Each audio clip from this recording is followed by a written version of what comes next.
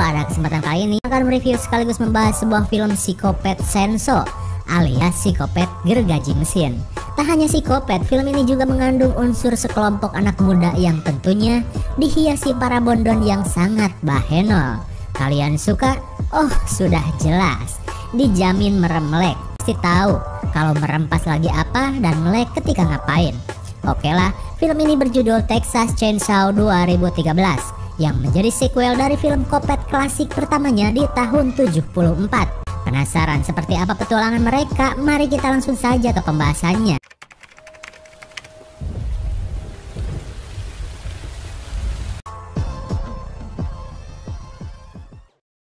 Film ini diawali dengan kerajinan tangan si kopet di masa lalu, di mana pada saat itu ia yang berada di sebuah rumah kopet selalu mencincang siapa saja yang berani mendekat. Ia yang merupakan anak dari keluarga Sawyer selalu dibantu anggota keluarganya untuk aksi sadisnya itu.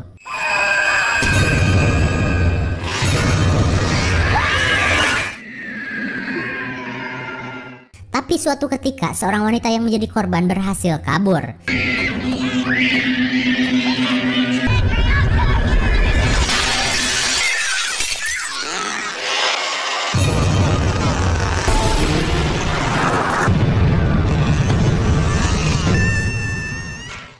Ia pun melaporkan kejadian keluarga psikopat yang sudah lama meneror orang-orang kepada sheriff setempat. Setelah mendapat laporan tersebut, seorang sheriff berusaha akan melakukan penangkapan terhadap psikopat beserta keluarganya. Sesampainya di rumah kopet, sheriff meminta agar mereka menyerahkan psikopat yang bernama Jed. Lalu, si bapak kopet pun kesal karena Jed telah gagal membunuh wanita itu, yang pada akhirnya wanita tersebut berhasil melaporkannya ke polisi. Keadaan pun semakin riuh saat banyak warga yang ikut melakukan penggerebekan. Terlihat sheriff pun cemas dengan kedatangan mereka yang membawa senjata. Kemudian, seorang dari mereka yang bernama Brute menyuruh teman-temannya untuk membakar rumah kopet itu. Terlihat sheriff pun kewalahan menghadapi keamukan massa tersebut. Sementara keluarga Sawyer masih menunggu perintah dari si bapak kopet. Lalu tiba-tiba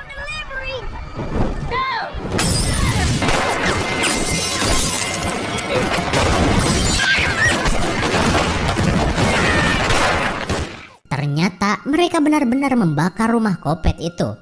Baku tembak pun tak terhindarkan.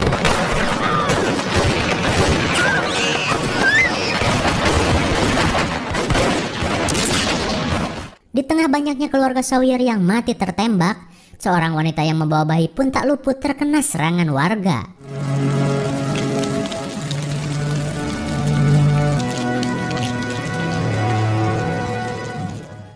Terlihat Brute dan warga lainnya senang dengan keberhasilan mereka yang telah memusnahkan keluarga Sawyer. Pak Sheriff pun marah karena Brute yang telah main hakim sendiri dan menjadi provokator warga.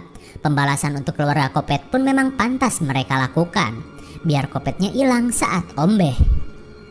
Ketika semuanya sudah berakhir, seorang dari mereka menemukan wanita yang berhasil selamat bersama orok kopet dari keluarga Sawyer. Lantas ia pun membawa bayi dari wanita tersebut dan menalapung ibunya.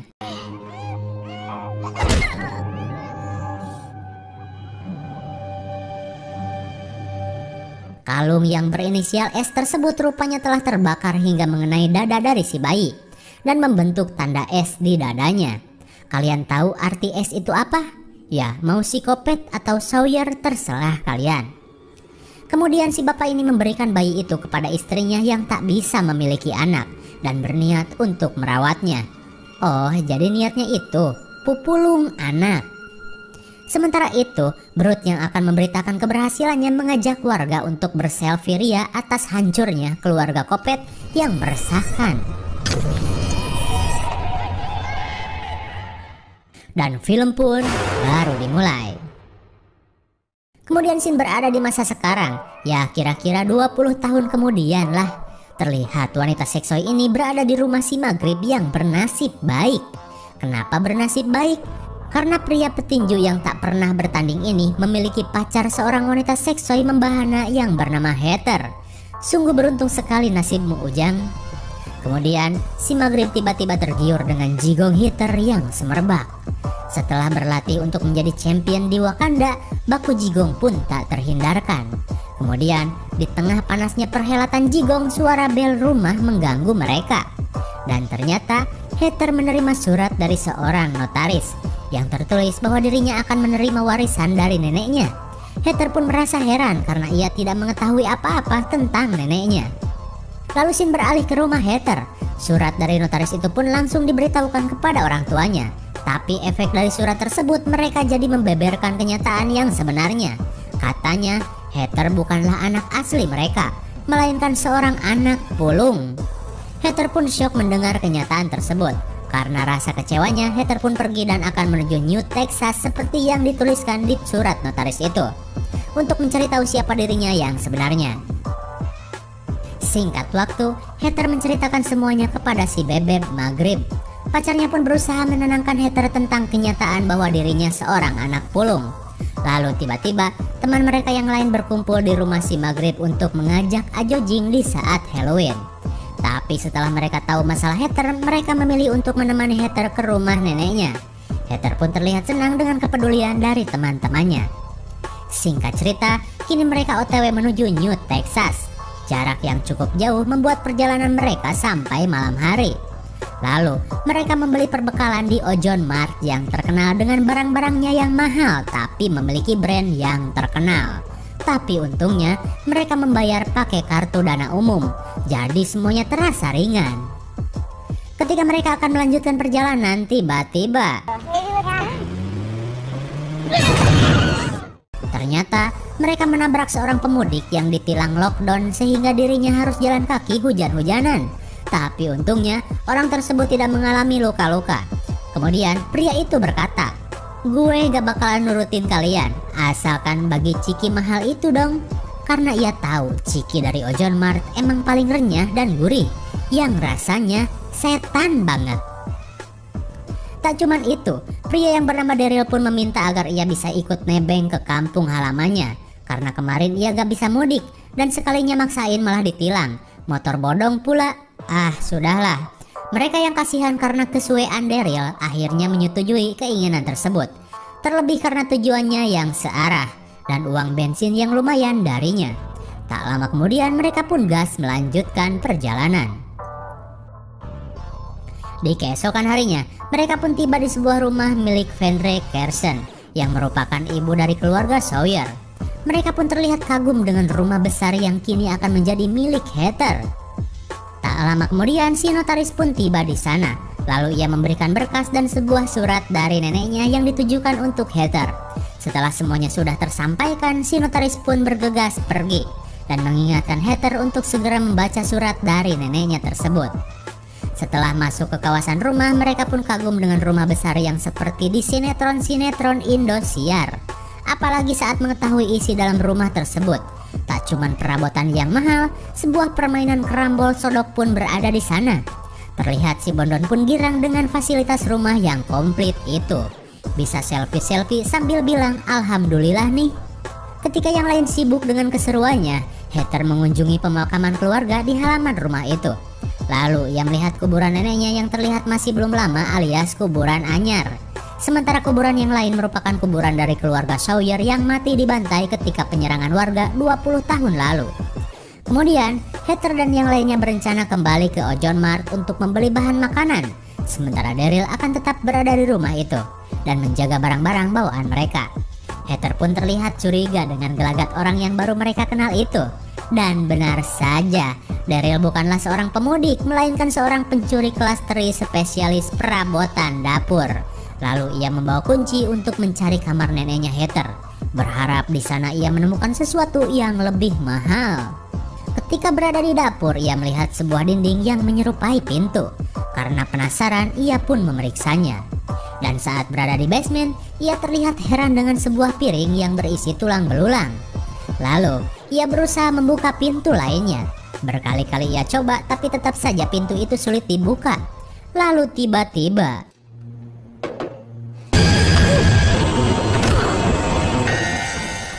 oh shit, psikopat yang dulu ternyata masih hidup dan berhasil menggaplok Daryl sampai tewas. Kemudian, Shin beralih ke Ojon Mart, cabang Texas. Ketika si Maghrib mencari Kinder Joy, si Bondon dengan tangan dewanya tiba-tiba menangkap cacing Afrika milik si Maghrib. Rupanya, selama ini mereka memang memiliki hubungan rahasia alias skandal.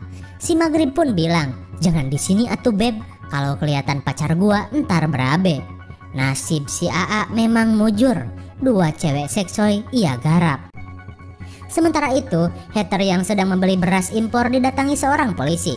Karena merasa hater bukan orang situ, ia menanyakan tempat tinggalnya. Hater pun mengatakan bahwa ia tinggal di kediaman Carson, yang merupakan keturunan Verna Carson. Kemudian, seorang pria mendengar obrolan mereka, dan ternyata orang tersebut adalah Brute yang kini menjadi seorang wali kota. Dan karena ia mendengar nama Carson, ia pun jadi teringat tentang keluarga Sawyer yang dulu ia ratakan. Tak lama kemudian, obrolan mereka terpotong oleh kedatangan teman-teman hater. Namun Brute kini mengetahui bahwa keturunan Sawyer masih tersisa 1 orang. Singkat cerita, mereka yang baru tiba di rumah terlihat kaget saat mengetahui keadaan rumah sudah berantakan. Mereka pun kesal dengan Daryl yang ternyata seorang pria pemulung harta. Tapi mereka tak ambil pusing dengan kejadian tersebut. Toh hartanya masih banyak, dan memilih untuk berpesta.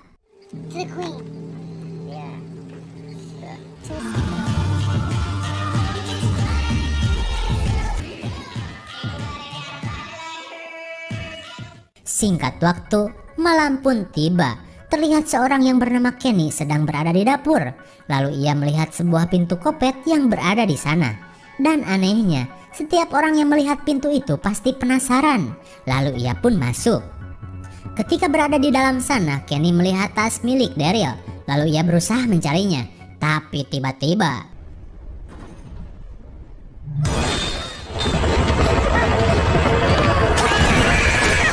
akhirnya Kenny menjadi korban psikopat selanjutnya. Sementara itu, si Maghrib yang sedang bermain kerambol sodok tiba-tiba didatangi si Bondon yang terlihat panik. Si Bondon pun mengatakan bahwa ia melihat sesuatu yang mengerikan. Kemudian, si Bondon pun bergegas membawa si Maghrib ke kandang kuda. Sesampainya di sana, si Maghrib memberikan sesuatu yang ditunjukkan si Bondon tersebut. Ternyata itu hanyalah akal bulu si Bondon yang pengen ngaduk semen Holcim dengan si Maghrib. Kemudian scene beralih ke hater. Ia yang berada di kamar neneknya melihat semua koleksi baju mahal di dalam lemari. Hater pun kaget seedan-edannya ketika melihat jasad neneknya berada di luar kuburan. Dari kejadian itu ia berusaha mencari si Maghrib. Tapi tiba-tiba betapa kagetnya hater saat melihat sosok psikopat sedang memangkas jari korbannya.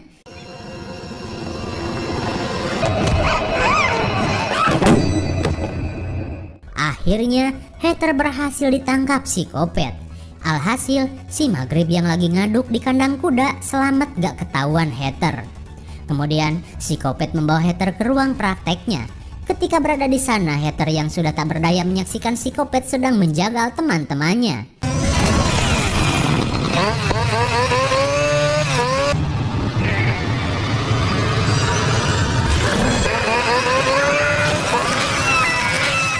Melihat psikopat bersenso sedang praktikum, hater pun lari seedan-edannya.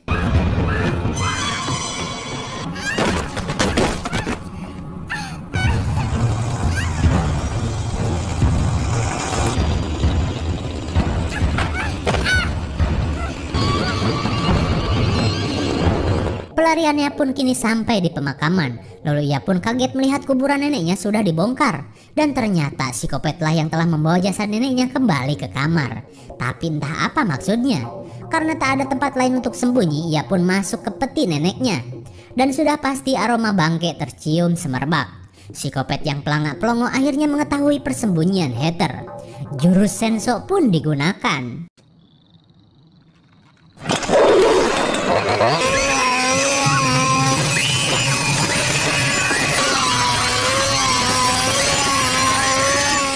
Keributan yang terjadi akhirnya didengar si Maghrib yang baru beres adu gabrut. Sampai bebolokot keringat gitu. Melihat ada mangsa berkilau keringat membuat psikopat senso tertarik untuk memburunya. Mereka pun kembali ke kandang kuda saat mengetahui azab dari dosa mereka kini sudah mendekat.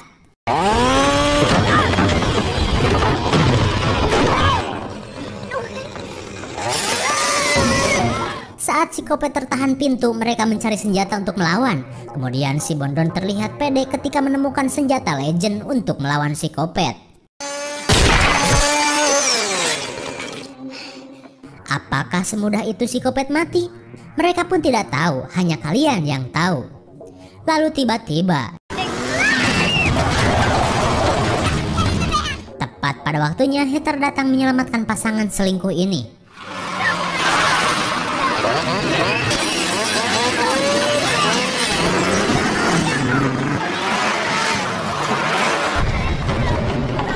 Kemudian si Kopet mah kuat, jelas tak semudah itu modar.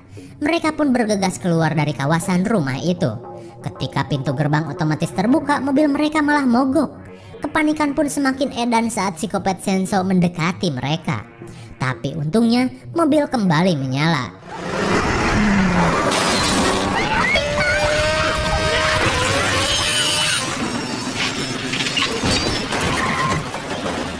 Dasar sial, karena dosa di kandang kuda, mobil pun malah terjun balik. Heather yang terluka histeris saat melihat pacarnya kini sudah tewas. Rupanya keberuntungan si Maghrib sudah berakhir. Sementara si Bondon yang cukup beruntung mengajak Heather untuk segera pergi. Tapi tiba-tiba,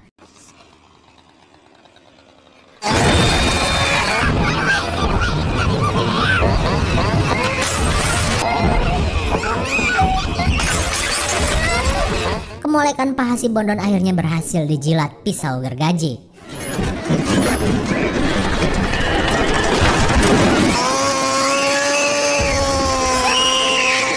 Tak cuman paha, rahim jadahnya pun terjilat Senso. Ketika si Kopet sedang menghakimi si Bondon, lalu Heather mengalihkan perhatiannya sambil kabur. Hingga Heather sampai di sebuah pasar malam.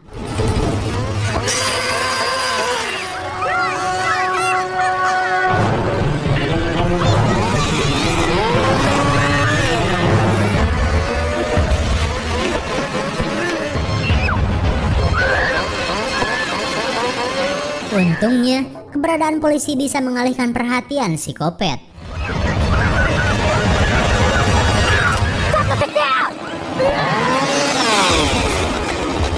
Tapi sialnya, si Kopet Senso berhasil melarikan diri.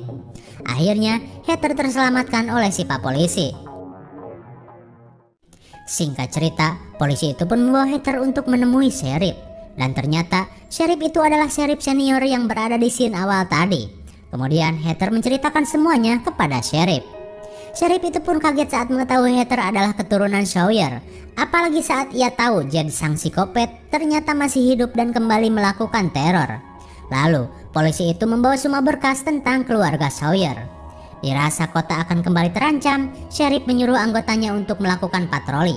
Sementara ia akan berbicara dengan wali kota yang tadi melaporkan kekacauan di pasar malam. Ketika para polisi tersebut pergi, Heather melihat semua berkas tentang keluarganya. Ia pun menemukan berita tentang si wali kota yang telah membantai keluarga Sawyer di masa lalu. Terlihat kesedihan Heather yang melihat semua anggota keluarganya mati terbakar. Kemudian, seorang wanita bernama Loretta Sawyer juga tewas di hari pembantaian itu, di mana wanita tersebut adalah ibu kandung dari Heather. Tak cuman itu, dari foto pelaku pembakaran, Heather akhirnya mengetahui bahwa orang tua angkatnya ikut terlibat dalam pembantaian. Akhirnya, semua rahasia tentang asal-usulnya kini sudah terkuak. Di sisi lain, si wali kota akhirnya mengetahui bahwa biang kekacauan di pasar malam adalah ulah si Kopet. Ia pun tak menyangka bahwa si Kopet tersebut bisa selamat dari kebakaran.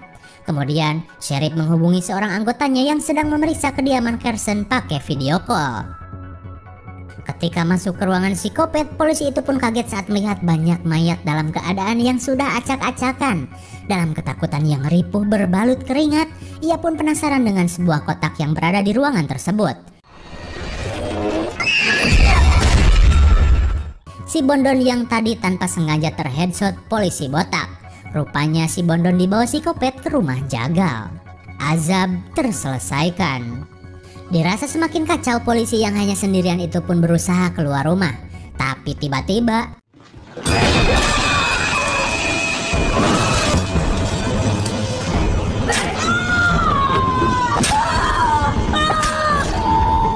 Psikopat dengan leluasa merujak kepala polisi botak tersebut. Kembali ke kantor polisi, melihat kesadisan psikopat, si wali kota semakin emosi. Kemudian ia bergegas menemui Heather, tapi rupanya Heather sudah menghilang. Dan ternyata ia sudah berada di sebuah telepon umum. Kemudian ia menyalahkan si notaris karena telah membiarkan dirinya berada satu rumah dengan psikopat. Si notaris pun meminta untuk ketemuan saja di Jones Bar. Singkat cerita, mereka pun akhirnya bertemu. Lalu Heather pun menceritakan bahwa semua temannya sudah mati gara-gara psikopat. Si notaris pun menyalahkan Heather yang belum membaca surat dari neneknya itu. Padahal ia yakin jika surat dari neneknya Heather dibaca, kekacauan ini tidak mungkin terjadi. Si notaris pun mengatakan bahwa psikopat itu adalah sepupunya Heather yang memiliki keterbelakangan mental dan berperilaku aneh. Belum selesai mereka mengobrol, tiba-tiba si wali kota berhasil menemukan Heather. Dirasa si wali kota akan menuntaskan pembantaian terhadap keturunan Sawyer, ia pun merasa terancam dan kabur. Namun ketika ia meminta bantuan seorang polisi untuk melindunginya, ternyata polisi itu adalah anak dari si wali kota. Jelas saja si Heather malah ditangkap. Bapak jadi wali kota, anak jadi polisi. Mantap. Di sisi lain, psikopat kebetulan mendengarkan percakapan si wali kota. Dirasa punya dendam yang belum terbayar, ia pun bergegas menuju ke sana dengan membawa senso andalannya. Singkat cerita, anggota polisi itu pun kini berada di tempat jagal. Kemudian ia langsung mengikat Heather. Setelah melakukan perintah ayahnya, si polisi itu pun kembali ke markas. Di sisi lain, psikopat yang baru tiba langsung memberi kejutan kepada wanita yang telah membuat kericuhan di rumah keluarganya. Kemudian, psikopat itu pun bersiap untuk melakukan fatality.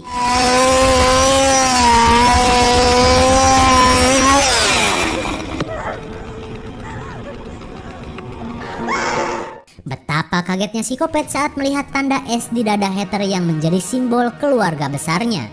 Lalu Heather pun berkata, "Salam satu kopet, aku adalah sepupumu." Mendengar perkataan tersebut, psikopat bergegas membebaskannya. Tapi tiba-tiba si wali kota dengan segala kekesalannya akhirnya berhasil melumpuhkan keturunan Sawyer yang terakhir.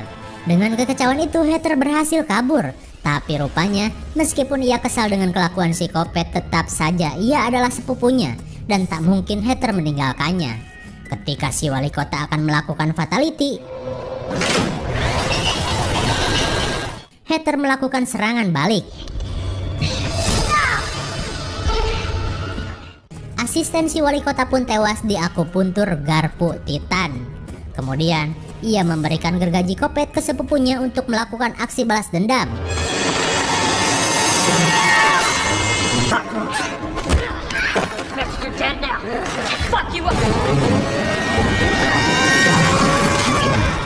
Saat si wali kota sudah ripuh, kini giliran si kopet menuntut balas. Di saat itu pula sheriff senior tiba di sana. Si wali kota pun merasa aman dengan kedatangan sheriff. Tapi rupanya sheriff itu pun merasa kesal dengan si wali kota. Terlebih ia adalah provokator warga dari pembantaian keluarga Sawyer. Sheriff itu pun seolah memberi kesempatan bagi keluarga Sawyer untuk menuntut balas.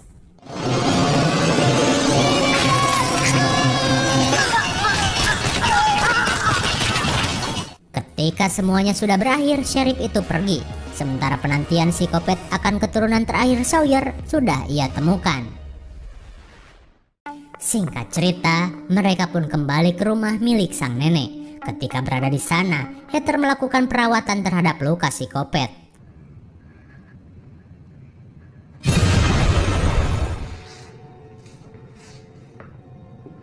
Kemudian ia pun membaca surat dari sang nenek yang belum ia baca.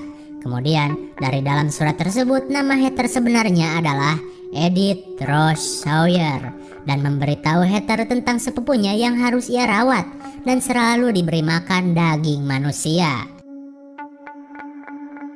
Di keesokan harinya, psikopat akhirnya mengembalikan sang nenek ke lubang kuburannya, karena kini ia sudah memiliki teman yang bisa menemaninya setiap waktu.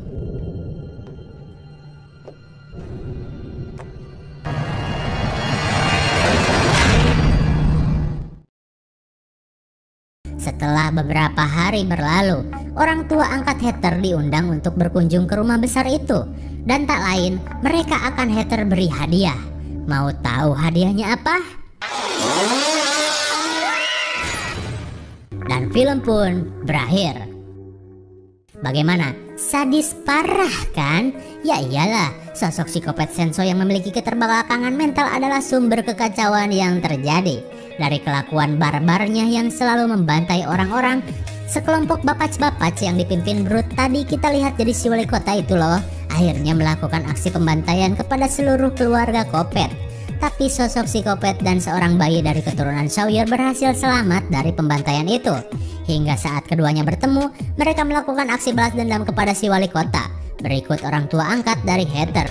Namun, sepertinya wajar jika si Brut melakukan pembantaian kepada keluarga Sawyer. Secara mereka adalah keluarga Kopet yang sangat meresahkan warga. Ya sudahlah. Film pun berakhir dengan Heather yang berada di rumah keluarga besarnya. Dan tentunya untuk merawat saudaranya yang seorang psikopat Shenso Gahar. Mungkin segini saja review dan pembahasan film Texas Chainsaw 2013. Thanks for watching and see you on next video. Bye bye.